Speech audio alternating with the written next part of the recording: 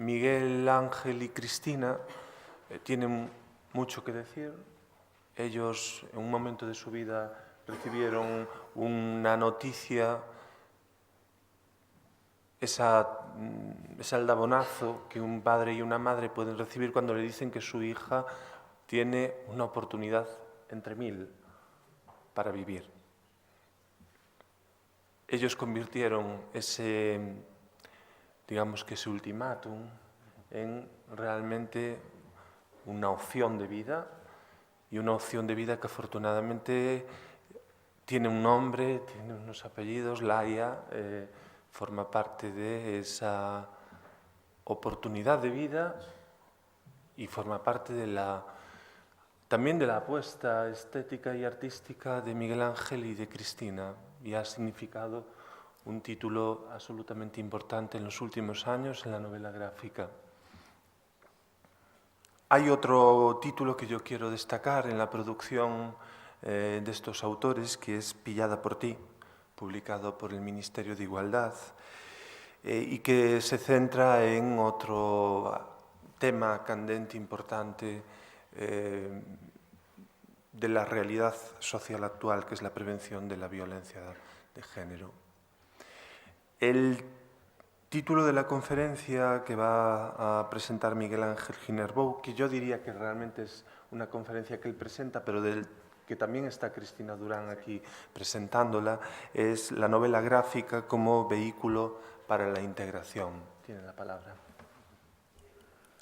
Bueno, muchas gracias, José. Muchas gracias también por haberme invitado y muchas gracias a vosotros por tener la molestia de venir a escucharme. Yo he visto que todas las charlas anteriores han sido, y las de ayer han sido como muy densas. Yo voy a intentar hacer una cosa un poco más ligera, ¿no? Estáis muy cansados, ya es el último día de congreso, es la última conferencia del congreso. Yo creo que ya estáis un poco hasta las narices de escucharnos tal. Entonces voy a intentar hacer una cosa un poco más ligera, ¿no? Y así también intentaré ceñirme a los tiempos e intentaré que luego haya, si acaso, un poquito de debate, ¿no? Lo primero que voy a empiezo con una frase de Chris Ward. De ayer ya se habló un poco de quién era Chris Ward, y empiezo pues un poco voy a empezar hablando un poco sobre la novela gráfica. Después ya la engancharé con el tema, ¿no? La novela gráfica está de moda. Es decir, hemos visto que Paco Roca, querido amigo Paco, ganó el otro día contra pronóstico el premio, el Goya al guión adaptado. Eso es una cosa que antes era prácticamente impensable. Yo no sé si visteis los Goya, cuando el director de EVA al final de su discurso dijo una cosa para su abuelo, para su yayo, dijo: estas cosas están cambiando, hemos ganado el Mundial y se hacen películas de robot en España. Yo creo que le faltó añadir, y los autores de cómic estamos ganando premios en los Goya, ¿no? Le faltó un poco esa frase, ¿no? Que yo la hago mía y os la paso a vosotros. Luego yo esta charla la he titulado un poco también, siempre lo hago, un poco que el cómic sale del gueto, ¿no? Hasta ahora el cómic era una cosa que estaba muy metida dentro de lo que es el mundo friki, ¿no? Un poco para que nos entendamos, ¿no? Y gracias a esta nueva denominación, que es una denominación inventada, la novela gráfica, yo creo que existe desde siempre, simplemente ahora ha interesado darle un nuevo nombre, ha interesado por una parte a los autores porque es una forma de desligarnos un poco del mundo friki, y ha interesado a los editores porque se han dado cuenta de que están accediendo a un nuevo público que es el lector que normalmente era de literatura. Ahora está empezando a haber un lector que está leyendo novelas gráficas que antes no existía. A mí el término novela gráfica, antes lo comentaba con Carme, es un término que bien lo acepto. A mí me gusta más hablar, cuando hablo de este tipo de publicaciones, de cómic de autor. Yo considero que lo que yo hago es cómic de autor. Es decir, tengo unas inquietudes, en esta clase unas inquietudes autobiográficas, que yo transmito a un posible espectador. Intento que eso agrade y que pueda comunicar algún tipo de cosas, ¿no? Entonces yo por eso lo considero, es como el símil del cine de autor, ¿no? De Godard y toda esta gente. Pues yo lo considero así. Ayer me gustó mucho la charla de Olaya, cuando comentó las cuatro tribus, ¿no? Yo pues amplío un poquito más, introduzco este concepto. Me gusta mucho poner esta imagen de Dupuy y Barberian porque esta es la imagen que se tenía hasta el momento de nosotros, ¿no? Cuando digo lo de que queremos salir del gueto, que estamos intentando salir del gueto, lo que quiero es que esta imagen no la toméis de referencia. Es decir, está ahí, es muy chula, ha funcionado muchos años, pero ya está. Voy a hacer una breve aproximación histórica, muy breve, no pretendo hacer un análisis concienzudo del tema, hay muchos libros que podéis acceder a ellos, porque quiero llegar al punto clave de la charla y por lo que os comentaba al principio estáis muy cansados y tal. No va a ser un análisis profundo, quiero decir, va a ser un pincelazo histórico sobre el tema, ¿vale? Yo pienso que el punto de inflexión de la denominación de novela gráfica está en Maus, en la obra de Art Spiegelman. Maus es la primera novela gráfica que gana un Pulitzer, independientemente de ser un libro de literatura o no, y a partir de ahí se produce pues, como una revolución. Es decir, los editores de libros quieren empezar a editar novela gráfica. Para los que no conozcáis Maus, bueno, sabéis que es la historia del padre del autor que estuvo en Auschwitz y es un poco la experiencia que le cuenta a su padre mezclada con la entrevista y con el resultado de aquella experiencia de su padre, es decir, las consecuencias que le produjo aquello. Maus utiliza un truco gráfico que a mí me encanta, que es dibuja a los nazis de gatos y a los judíos de ratones, ¿no? Hace un juego ahí muy divertido dentro de lo que es el tema. Luego os he puesto estas obras, las dos primeras, Fan Home y Persepolis, las he puesto porque son obras que han ganado premios independientemente de ser cómic o no ser cómic, ¿vale? Premios de literatura. Y la tercera, la de Ciudad de Cristal, la pongo porque es la primera vez que en un país como España, una editorial como Anagrama, que es una editorial de literatura, una editorial muy consagrada de literatura, decide publicar una novela gráfica, ¿no? En este caso, la adaptación de la obra de Paul Auster por cargo de Mazzucchelli. Persepolis, ya sabéis que luego se hizo la película. El caso de Persepolis es una cosa muy curiosa, porque estuvo editada en un principio por la Asociación, que era un grupo de dibujantes de cómic en Francia que se unieron para hacer proyectos personales y tal, pero el éxito enorme que tuvo Persepolis les obligó al final a como dejar esta un poco parte cooperativista y convertirse en una editorial, ¿no? Y eso fue gracias en parte a Persepolis, gracias o por culpa, según como se mire. Luego, en España, como sabéis, todo llega un poquito más tarde, ¿no? Todo va un poco, pasa en Estados Unidos, pasa en Europa y luego llega a España. Siempre hay un pequeño retroceso, pero bueno, al fin y al cabo llega que es lo importante. Yo creo que el punto de inflexión, si en el nivel mundial fue Maus, el punto de inflexión en España fue Arrugas. Arrugas ha sido la obra, es una obra que estamos hablando que creo que está llegando ya, no sé si a 30.000 ejemplares vendidos, que eso en España en cómic es un super bestseller. Y bueno, y aparte ahora pues es una obra que ha sido adaptada al cine, ¿no? Luego volveré un poco con Arrugas. Y para mí la otra obra que, además, como siempre van los dos de la mano a todas las conferencias, la otra obra que también para mí supone un punto de inflexión es María y yo. También la pongo porque engancha un poco también con el tema que tratamos, ¿no? Hoy, ¿no? Del tema que os comentaba José, de la integración y la diversidad, etc. Yo quizá a mí lo que más me gusta del mundo gráfico de la historieta es el tema de las metáforas visuales. Yo creo que las metáforas visuales es una bofetada de emoción, ¿no? Bueno, como dice ahí, es una resonancia emocional. Yo creo que ese tipo de recurso que en cine sí que se utiliza y en ilustración también, he puesto unos cuantos ejemplos, en cine sí que se utiliza, pero en cine pasa un poco más desapercibido, en cómic es como, te llega inmediatamente esa sensación, ¿no? Ahora os pondré unos ejemplos también. En ilustración, las figuras que he puesto, bueno, sabéis que en ilustración hay muchísimas figuras retóricas. Las figuras que he puesto no son exactamente metáforas, ¿vale? Es posible que sean otro tipo de figuras, pero os las pongo un poco para que entendáis a qué me refiero con la bofetada esta emotiva que nos transmiten. he puesto esta, Hitler, con un sombrero es Chaplin. Ay, perdón.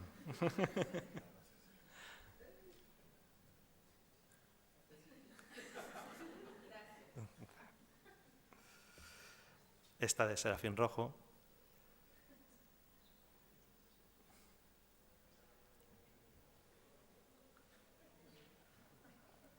O esta de Tommy Ure.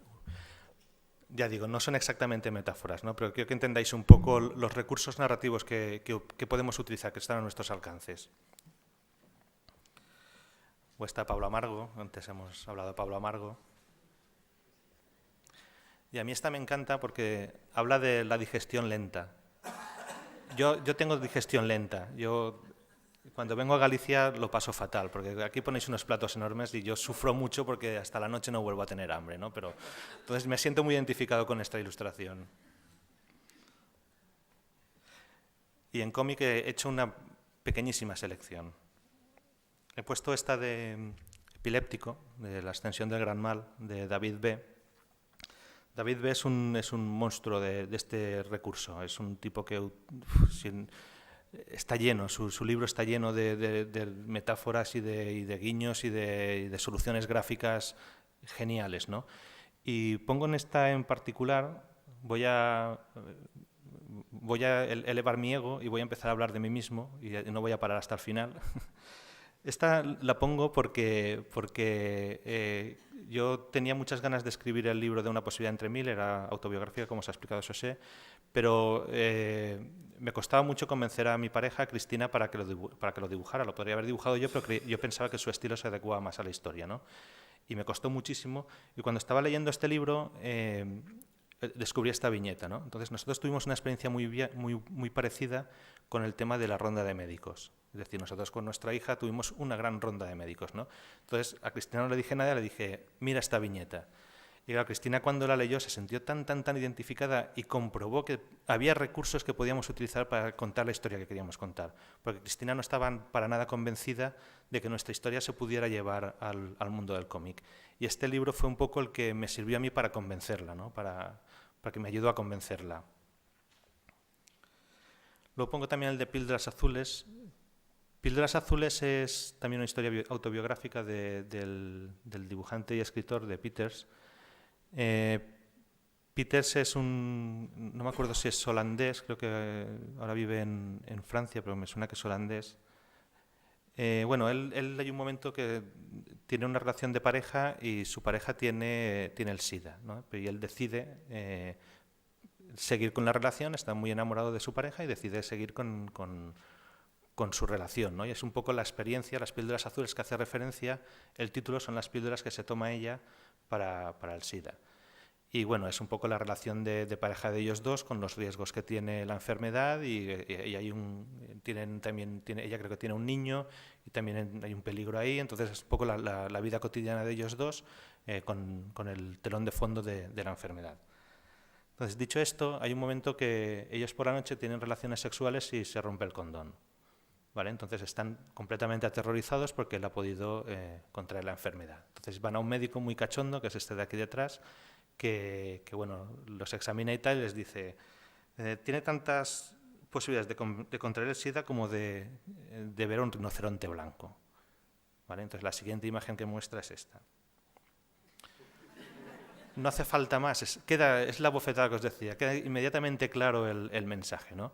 De hecho, él hace un chiste como diciendo, bueno, la frase exacta es, al salir de aquí ver un elefante blanco. Y la frase que dice es, ¿hay algún circo en la ciudad? Luego os pongo Arrugas. Arrugas, como sabéis, trata sobre el tema del Alzheimer.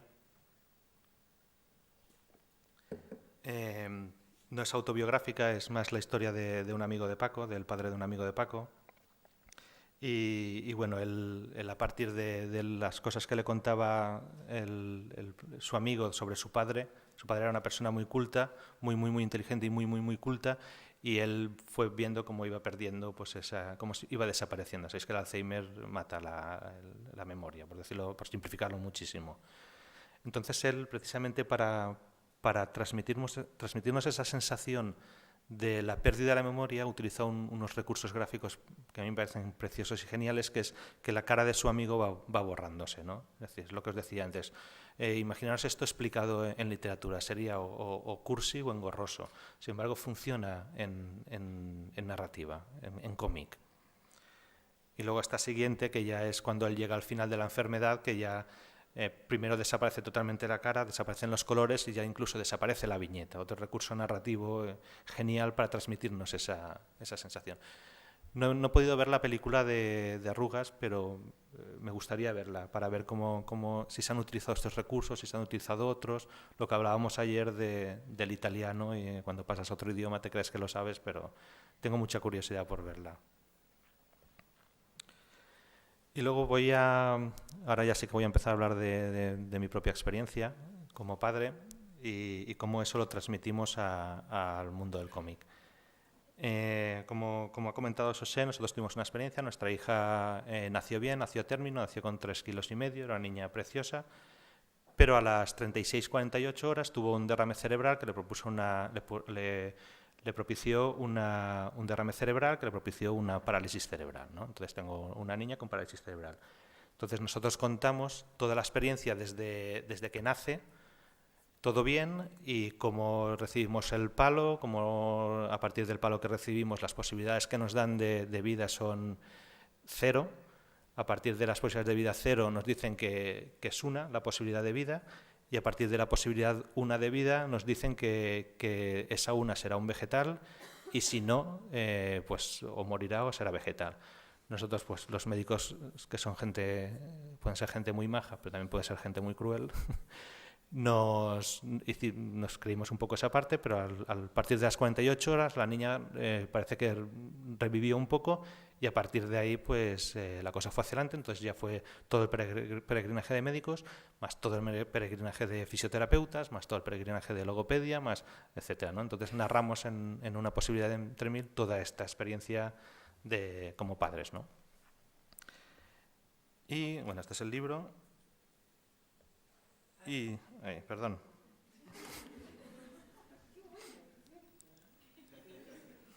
Luego no lo cuelgues luego en Facebook y cosas de esas, ¿eh?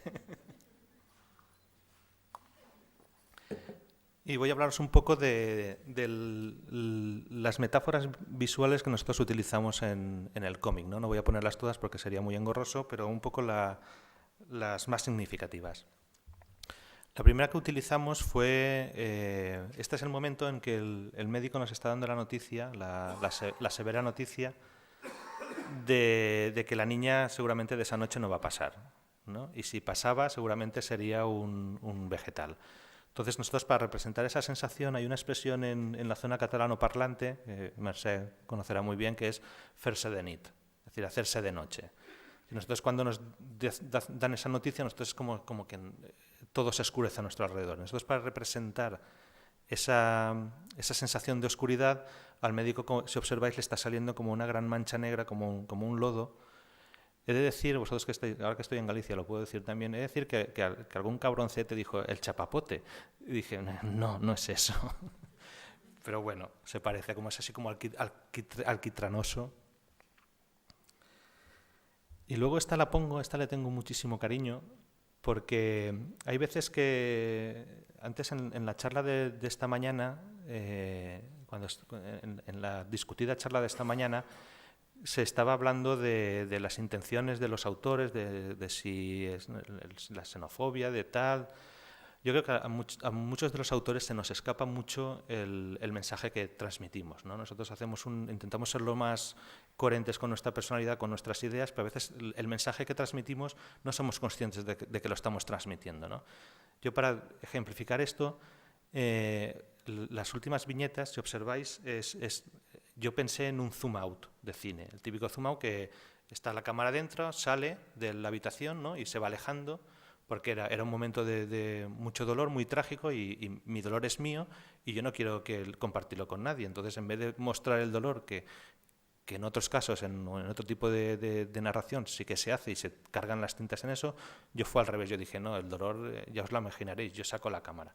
Entonces yo hice ese zoom out, y hablando un día con Pablo Amargo de nuestro cómic y tal, me dice, joder, es genial, tal, las metáforas que habéis utilizado, tal y tal. Además, me encanta esa última que sale de la ventana y cómo ponéis al final el signo de la pausa.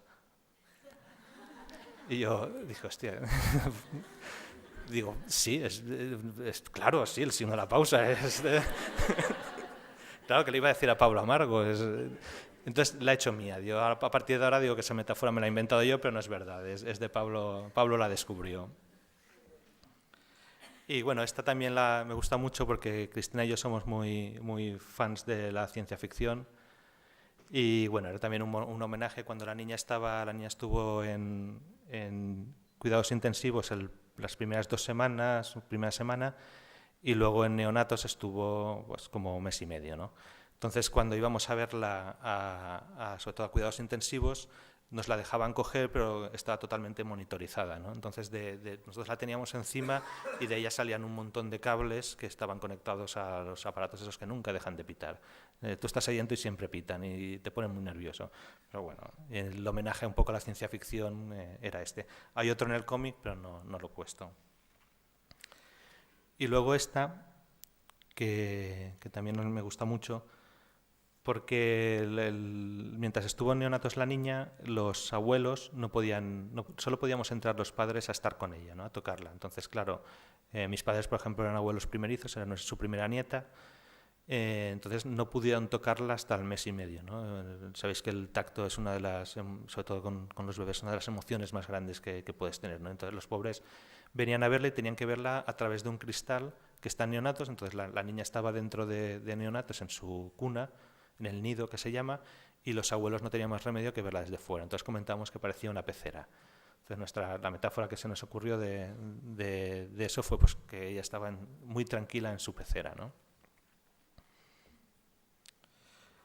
Y luego ya enganchando un poco en el tema de la charla de hoy, nosotros el primer planteamiento para hacer la novela gráfica, aparte que teníamos muchas ganas de sacar algo en el mundo del cómic, pero teníamos muchos proyectos por ahí que no acaban de salir, y cuando pasó lo del Haya, y bueno, al cabo de 3 años que lo asumimos todo, dijimos, bueno, pues hemos decidido, vamos a hacer la novela gráfica.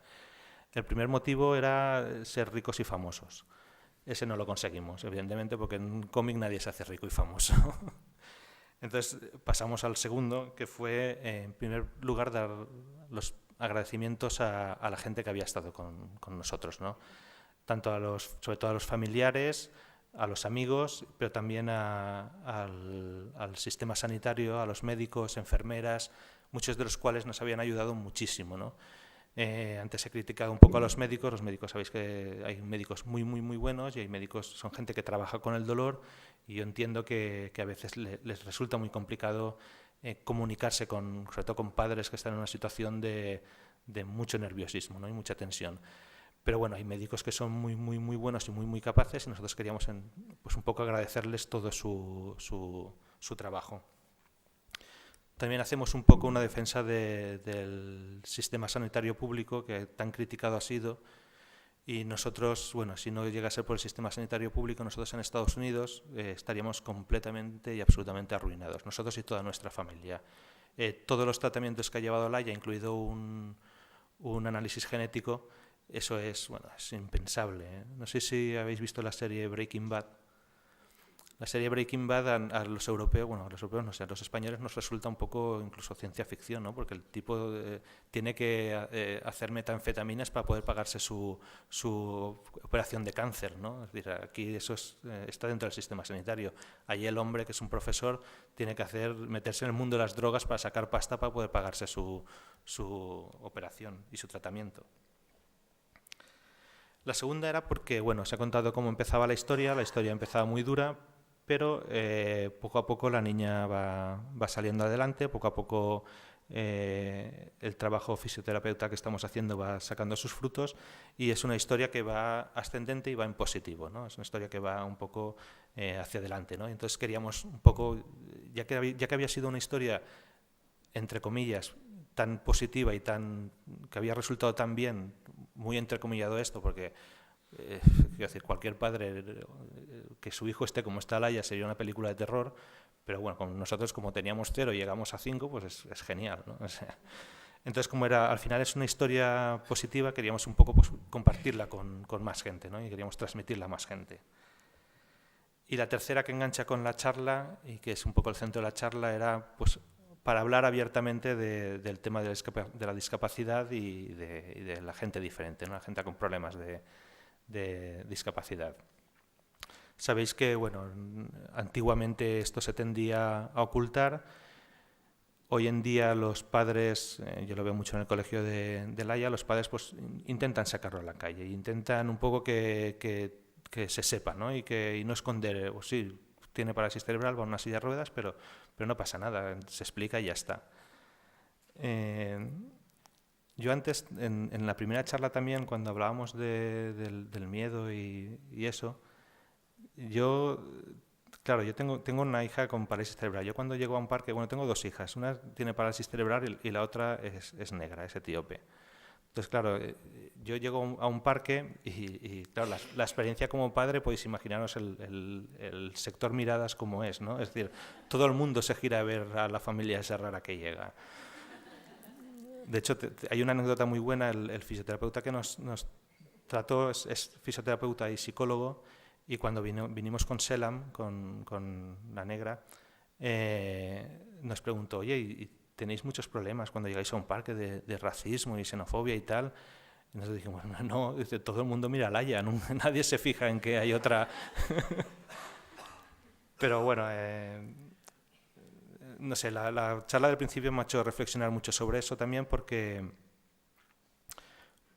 yo no tengo prácticamente ningún problema con los niños. Yo tengo un problema con los niños porque sí que se quedan mirando y sí que, claro, Laia babea y pues como que es un pequeño monstruo para ellos. Y yo lo entiendo y hay que aceptarlo y ya está. Aceptar la discapacidad es aceptar este tipo de cosas. Pero yo con los niños no tengo ningún problema porque yo los cojo en coro y les digo, a ver, venir aquí, yo, Cristina, y les digo, mira, a Laia le pasó esto, estuvo muy malita de pequeña, ha tenido muchos problemas, igual que cuando vosotros estáis malitos, ahora no puede cerrar la boca, le cuesta mucho, no habla, tal, y los niños inmediatamente pasan del on al off, es decir, del off al on, es decir, ellos lo entienden inmediatamente pasan a otra cosa, ¿no? Entonces yo, el problema los tengo a veces con muchos padres, ¿no? Que son los padres los que miran con cara de asco, de terror, de ese tipo de cosas, ¿no? Entonces yo educaría a los padres, no educaría. Los niños son más fáciles de educar. También es verdad que muchas veces se lo digo a los niños porque sé que a los padres ya es casi imposible, ¿no? Si no lo han entendido ya, pues será casi imposible que lo entiendan.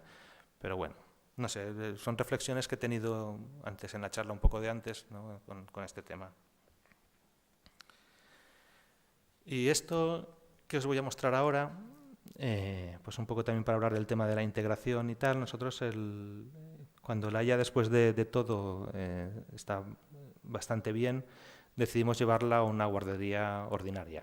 Es decir, pensamos que la estimulación de los otros niños iba a ser más importante para ella que llevarla a una guardería especial donde ella iba a ser seguramente de las más espabiladas, ¿no? Porque la evolución fue bastante espectacular. Leeros el libro y lo veréis. Es bastante espectacular y claro, decidimos pues, que la estimulación de los otros niños era más importante ahora que otro tipo de estimulación. Además, bueno, le hacíamos un proceso de fisioterapia que se llama Boita, que es un proceso bastante duro, y bueno, lo hacíamos nosotros en casa y la llevamos a la guardería.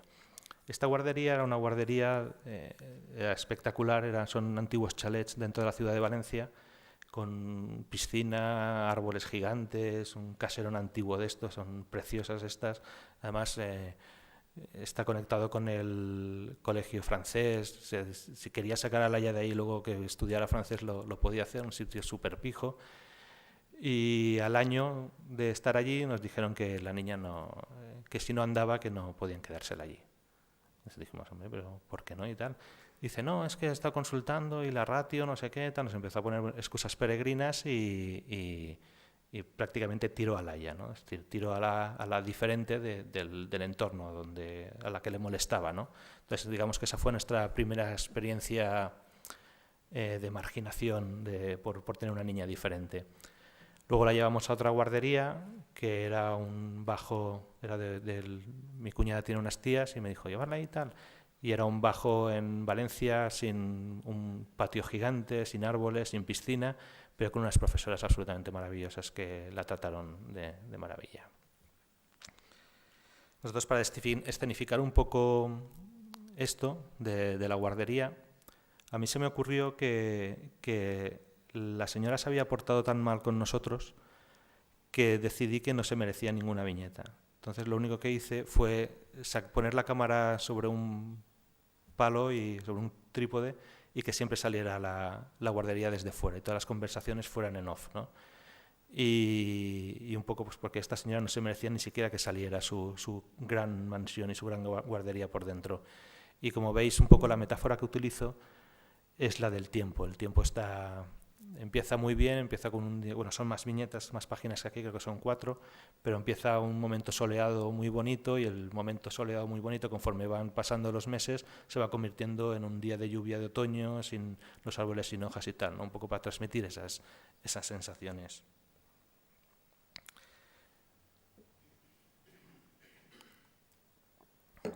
Luego, esta me gusta utilizarla mucho, esto no viene con las metáforas. Esta la pongo mucho porque todos estos años con Laia, en los parques, también me han hecho reflexionar mucho, tanto a Cristina como a mí. Nosotros cuando vamos a los parques, lo que os decía, yo con los niños no tengo ningún problema, pero con algunos padres sí que tengo problemas. Yo no sé si aquí pasa, pero en Valencia, casi todos los padres de Valencia tienen hijos superdotados. Es verdad. Luego ves cómo está Valencia y dices, lo dudo. Yo también los miro a la cara y también pienso, lo dudo mucho que tu hijo sea superdotado. Pero bueno, ellos están convencidos de que sus hijos son superdotados, ¿no? Entonces yo un poco puse para representar este pensamiento. Este pensamiento, hoy no lo he traído, pero el pensamiento me vino del principio de Matilda, de Roald Dahl, ya que estamos dentro del mundo también de la ilustración infantil y tal. Os aconsejo que leáis la primera página de Matilda porque es genial, es genial. Hace una reflexión sobre este tema absolutamente magistral.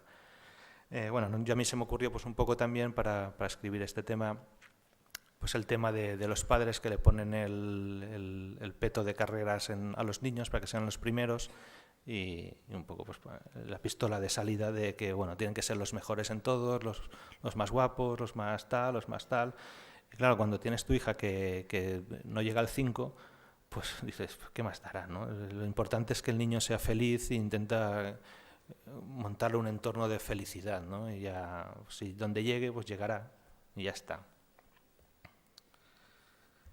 Y luego pues os voy a hablar un poco del siguiente álbum, que es La máquina de Fren. La máquina de Fren es la continuación de la historia de Laia. No ha salido aún, saldrá en mayo en el Salón del Cómic de Barcelona, pero por este motivo es el que Cristina no ha podido venir porque está acabando, tenemos que entregar el 29 de febrero. Yo como ya hice el guión, te quedas tú haciendo las páginas, yo me voy a Santiago. Y bueno, es la historia de nuestra segunda hija, que como os he comentado es adoptada. Y es un poco seguimos un poco la experiencia de Laia. Entonces la primera parte está dividida en 2 partes. La primera parte seguimos contando la historia de Laia, el primer colegio especial, etcétera. Y la segunda parte es el viaje a África y la experiencia del viaje a África, ¿no? Y bueno, toda la primera parte también es todo el papeleo que supone la adopción, que fueron 3 años de papeleos y de pruebas, etcétera. Y luego pues los 17-20 días que estuvimos en África, que también es una experiencia magnífica. Esta que os pongo primero es un poco para transmitir el tema de la integración. Pues esto es el primer día que fuimos al colegio especial, ¿no? Fue el día que ya nos asignaron el colegio de la Cruz Roja de Valencia y fuimos a visitarlo, ¿no? Entonces, tú estás preparado para todo, pero quiero decir, es difícil, ¿no? Tu hija sabes que tiene parálisis cerebral, pero sabes que te vas a encontrar niños con sillas de ruedas y tal, pero lo que no te esperas es que tú entres y vengan todos hacia ti. Realmente esta imagen es mentira. Esta imagen, el primer colegio que fuimos no fue este, fue otro, fue el de Aspace. Y cuando llegamos allí, nosotros, bueno, como ya sabéis que manipulas un poco la realidad para que se ajuste a la narrativa, ¿no? Entonces, como era muy difícil contar una cosa y contar otra, lo resumimos en un solo colegio y ya está. Bueno, nosotros cuando fuimos al colegio de Aspace coincidió que era la hora en que ellos volvían del recreo. Y claro, nosotros entramos y se nos acercaron pues como un puñado de niños, cada uno con sus problemas, con silla de ruedas, tal. Y a mí se me acercó uno que medía como una cabeza más que yo, un niño de 14 años con una cabeza más que yo, que prácticamente no hablaba, y lo único que se acercó fue gritando hacia mí, gritando, calvo, calvo, calvo, calvo. Y claro, ¿qué hago? ¿Sonrío? ¿No sonrío? ¿Me ofendo? No sabes muy bien cómo reaccionar, ¿no? Yo también, esto me viene un poco también enganchando con el tema de los padres. Yo entiendo que muchas veces esos padres que no saben tratarnos es porque tampoco tienen recursos emocionales para saber tratar el tema, ¿no? Me pasa con muchos amigos y tal. Nosotros lo que intentamos hacer es que todo entre dentro de la máxima normalidad posible. Por suerte, Laia es una niña muy simpática que enseguida se gana a la gente, entonces nos facilita mucho las cosas. Pero yo entiendo que muchas veces es que los recursos emocionales nos fallan, ¿no? Y no llegamos claro, ¿qué experiencia tenemos para ponernos en el lugar del otro, ¿no? Para empatizar con gente que ha sufrido eso? Pues prácticamente ninguna, o lo has vivido o no lo has vivido, o has tenido algún familiar que lo ha vivido, o no tienes esos recursos, ¿no? Pero bueno, dentro de lo que cabe, nosotros lo que queremos con nuestros álbumes y con nuestra experiencia es un poco transmitirla, también para transmitir esa empatía, ¿no? Luego está lo que os comentaba al principio de la experiencia con los niños de la plaza. Y hay un leitmotiv en cada X páginas, que es que mientras Cristina estaba acabando el primero, una posibilidad entre mil, yo me iba a la plaza, vivimos enfrente de una placita con pinos muy bonita, donde hay un parquecito y coincidimos con muchos niños. Entonces yo me iba a jugar con Laia allí, enseguida pues venían los niños y siempre le cae la baba, ¿por qué le cae la baba? ¿Y qué le pasa? Y te bombardean a preguntas, claro, quieren saber, ¿no? Y hay uno muy gracioso que decía, ¿cuándo le viene la voz? No. Y esta la pongo porque esta me parece muy simpática, porque bueno, hay veces que es una gran equivocación intentar razonar como un adulto con un niño de 4 o 5 años. No lo hagáis nunca. No se puede razonar con ellos. Ellos tienen sus propios códigos, ¿no? Entonces yo intenté razonar con ellos, ¿no? Entonces hay un momento que llegamos y una niña con una pelota me propone jugar a fútbol. Y digo, vale, pues yo voy con Laia, yo le ayudo a Laia y jugamos a fútbol y tal. La niña dice, no, ella no juega. Y digo, hombre, ¿cómo que no? Y dice, no, ella no puede jugar con mi pelota, ella no juega y tal. Y dije, bueno, pues le explico lo que pasa, se lo explico todo. Y entonces le explico que no puede hablar, que no puede tal. Y me suelta uno. Dice, entonces es sorda. Le digo, hombre, no, digo, en todo caso será muda. Y se queda así y me dice, ¿y tú calvo? Digo, sí, yo calvo. Y en ese momento Laia sí que suelta vocales, hace, se expresa así, ¿no? Entonces soltó eso y el niño empezó, ha hablado. Y yo, bueno, sí que puede hablar, pero solo son vocales y tal. Y bueno, la niña esta, al final, después de explicarle todo, cogió a Laia y se la llevó y dijo, ella sí que juega conmigo y encima como que se ponga a mi lado, ¿no? Como que yo la cuido, ¿no? Entonces a veces es mucho más sencillo, ojalá siempre fuera tan sencillo, ¿no? Pero a veces los niños tienen esas cosas, ¿no? Que les explica las cosas, entran en su código de normalidad y a partir de ahí todo va rodado, ¿no? También es verdad que te encuentras con otros niños pues que son incapaces de aceptarlo, pero bueno, también me encuentro con adultos que son incapaces de aceptarlo. O sea que... Y luego esta os la he traído porque esta es muy curiosa. Esta es una madre que tiene un hijo de 14 años, Adrián, esta es Mercedes, del colegio. El niño tiene una parálisis profunda, es decir, veis que va con un respirador porque no se mueve absolutamente nada, es un vegetal, ¿no? Entonces esta señora tuvo muchísimos problemas con la ley de dependencia. Sabéis que la ley de dependencia depende de la comunidad en la que vivas, la recibes, no la recibes, te putean o no te putean. En el caso de Valencia ha sido una absoluta tomadura de pelo, es decir, ha sido una vergüenza increíble. A esta señora, con su hijo así, hubo un momento en que le pedían la declaración de la renta del niño. Declaración de la renta del niño. Hubo un momento que le dijeron que tenía que hacer cursillos para ver si estaba preparada para ser madre. Claro, una señora que tiene un niño de 14 años o de 16, no me acuerdo cuánto tiene, ¿cómo no va a estar preparada? Si tenía que dar la clase ella. Entonces, claro, esas cosas te van indignando, ¿no? Además, me acuerdo que cuando le planteé a Cristina que quería poner esta denuncia así un poco política del mamoneo de la Comunidad Valenciana, en aquella época me dijo, es que yo no me quiero meter en este tema y tal, a ver si... Pero claro, después de todo lo que ha salido después, esto se ha quedado como una anécdota tonta, ¿no? Porque después de todo lo que el merder que ha salido allí, pues... De hecho, esto llegó a un punto, la Comunidad Valenciana es una comunidad que vive en una absoluta psicopatía. Es decir, el lapsus lingüi que tuvo el policía del otro día de enemigos no es un lapsus. Ellos piensan que los enemigos somos la izquierda y han decidido tumbarla y matarla y machacarla, ¿no? Esta señora, cuando os lo digo porque es lo que viene ahora con el gobierno central, o sea que ir preparándoos porque son los siguientes años. Esta señora estaba totalmente desesperada porque no recibía la ayuda y bueno, la hermana de Cristina trabaja en la SER de Valencia, en Noticias de la SER de Valencia, y dijo que quería denunciarlo. Nosotros le dijimos que sí, que le poníamos en contacto con mi cuñada, con Ana, y que lo denunciara públicamente y que llamara. Entonces esta señora conectó en directo a las 2 de la tarde con la cadena SER, con Ana, y denunció públicamente la tomadura de pelo, que era la ley de dependencia y tal. Cuando colgó, a las 2:15, le llamaban de consellería para decirle que se hacía efectivo el abono de la ley de dependencia. Es decir, tenían un tío oyendo la radio de la SER y controlando que nada se saliera del tiesto que ellos tienen controlado, ¿no? Es decir, tienen ese tipo de cosas. Os aviso porque es lo que viene. Antes hablaba con Santi, anoche hablábamos Santi y yo, y me decía que no es para tanto la Comunidad Valenciana. Digo, ay, es que hay que vivirlo, ¿eh? Es que... Y bueno, ya para acabar, hicimos un pequeño tráiler que lo vamos a colgar en Facebook sobre la siguiente novela gráfica. Os lo voy a poner.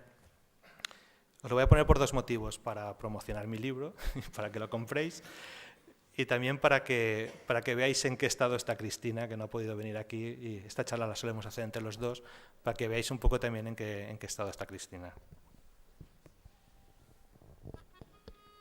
A ver si le puedo dar volumen.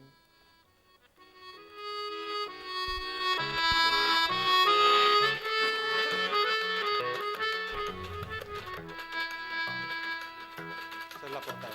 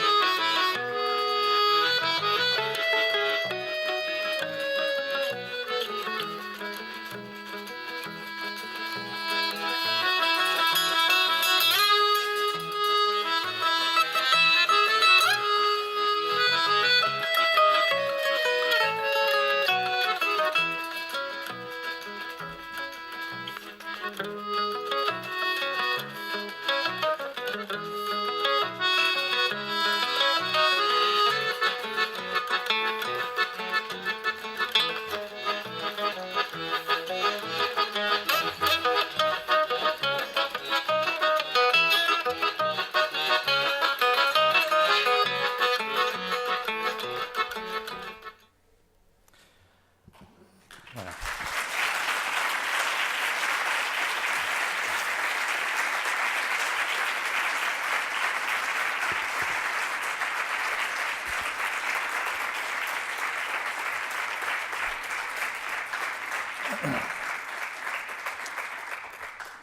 Me aplaudís porque me he ceñido a los 3/4 de hora, ¿eh?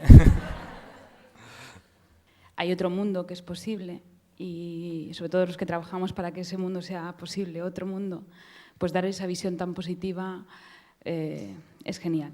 Y te lo digo porque, bueno, antes hemos hablado brevemente, pero todos tenemos siempre una lectura detrás en nuestra vida y yo he vivido algo parecido en primera persona, es decir, con mi vida personal, ¿no? Y eso te lleva al mundo del libro, ¿no? Entonces, a mí me gusta que haya gente que no dé un tono tan negativo de una situación, sino de que otro mundo es posible y depende solamente de nosotros. Es decir, por eso que enhorabuena. Gracias. Enhorabuena. Si nosotros cuando nos planteamos hacer el libro, este tipo de historias, ¿os acordáis de las películas estas de Domingo por la tarde de televisión?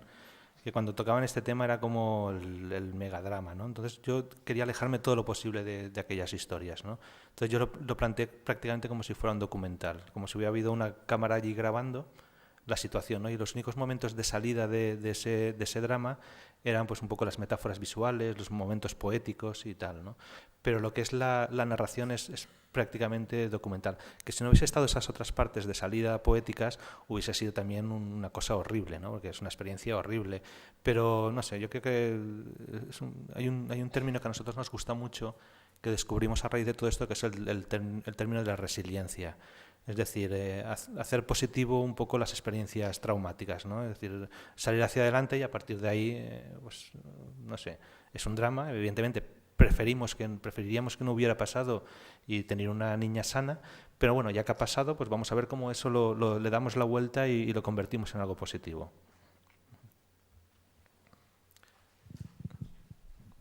De hombre, Santi. Es que me gusta la alcachofa esta.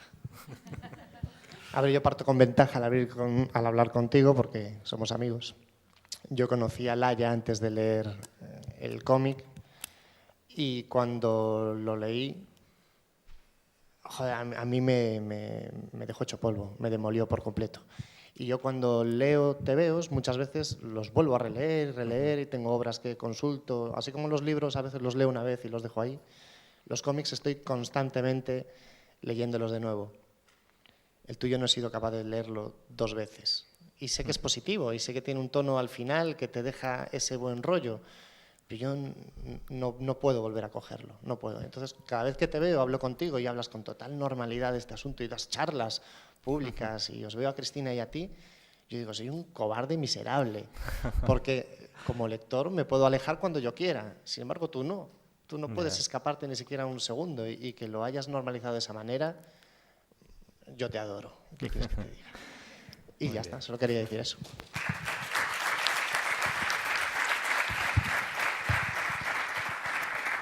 Sí, muchas gracias, Santi. Tú tienes una implicación emocional detrás. Sí, como nosotros no tenemos más remedio que convivir con ello, pues tenemos que afrontarlo el día al día. Tú, como bien dices, te puedes alejar cuando quieras, pues lo haces. Yo lo encuentro muy normal. Yo quería, felicitaros porque es un trabajo espléndido el que habéis hecho y aparte creo que son libros que hacen mucha falta y bueno, nada, felicitarte. Pero quería añadir, yo tengo una amiga que es actriz, que su hija, antes hemos hablado de eso, al nacer con los fórceps le dejaron totalmente tetrapléjica. Esta niña solo se podía comunicar con los ojos, decía que sí o que no, pero estos ojos tenían una vida tan fuerte y su madre, cuando le decían, pero tú tienes que poner una denuncia, tienes que sacar dinero de ahí, ella dijo, no, es ella es así y es como yo la quiero, no, nadie tiene la culpa de esto. Y esto me parece que también es una aceptación y ella decía que esta hija fue su bendición realmente en la vida, ¿no? Y después otra experiencia es Gusti, que todos conoceremos su trabajo, tiene una niña que tiene síndrome de Down. Y Gusti siempre dice que para ellos ha sido la cosa mejor que les ha pasado en la vida. Porque esta niña da o sea, estos niños dan algo que los niños pues, sanos no nos dan, porque eso tienen este mundo tan propio. Sí, mira, enganchando un poco la conversación que teníamos ahí, yo lo entiendo porque son niños absolutamente puros, no tienen ninguna contaminación como tienen los otros niños, contaminación nuestra, contaminación de la sociedad, contaminación de los amiguitos y tal. Ellos son absolutamente puros. Les gusta una cosa, lo manifiestan, no les gusta una cosa, lo manifiestan a sus maneras. Una cosa les da rabia, gritan, una cosa les divierte, ríen. Entonces sabes que lo que están haciendo, reír, gritar, llorar, es absolutamente puro porque ellos lo sienten así. Cosa que no me pasa, por ejemplo, con la otra niña, que la otra niña pues me manipula, me intenta, llora cuando quiere conseguirme algo, grita cuando quiere conseguir algo. Con Laia no tengo eso. Con Laia sé que cuando lo está haciendo es porque algo le da mucha rabia, cuando algo le molesta, etcétera. Entonces entiendo ese don o esa alegría que tienen con estos niños. Las experiencias personales de cada uno marcan mucho. Entonces ella me comentaba, decía, si no aprendes de alguna manera, tienes que aprender con dolor, ¿no? A veces los adultos no aprendemos, es decir, por mucho que nos digan, ¿no? Sí. Y seguimos sin aprender y desaprender, ¿no? De acciones. A mí me ocurrió un problema personal mío muy grave de salud que nadie lo diría, sino porque lo cuento, ¿no? Pero también lo que me hizo aprender fue amar otro tipo de vida, ¿no? A decir qué es lo que realmente quieres. Entonces, yo a veces, y doy muchas charlas también sobre el tema de ver otra forma de vivir, ¿no?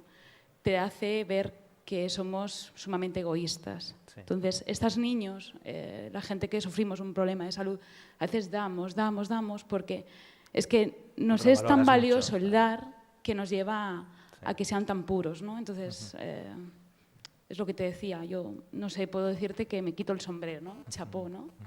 Y de paisano a paisano, ¿no? Pues un poco de ver que hay otros mundos posibles, solamente es cambiar. Y las crisis no vendrán más que para decirnos que debemos cambiar algo, ¿no? Sí. Entonces, yo apuesto por eso. Entonces, está muy bien que surjan estos actos y estas acciones. Muy bien, muchas gracias. Nuestro agradecimiento no solo porque has hecho una intervención excelente que creo que nos ha maravillado a todos, por haber presentado tu trabajo, también por la deferencia de hacernos esta primicia con la máquina de Fren, que ha sido muy interesante, pero yo sé además que has hecho un esfuerzo brutal para poder estar en este Ahora congreso. Me toca, cuando llegue, todas las páginas que ha hecho Cristina, colorearlas, con lo cual me queda un trabajo de aquí al miércoles que viene brutal. Me acordaré de vosotros en ese momento. Por eso, especialmente, muchas gracias. Nada, a vosotros. Nos vemos a las 4.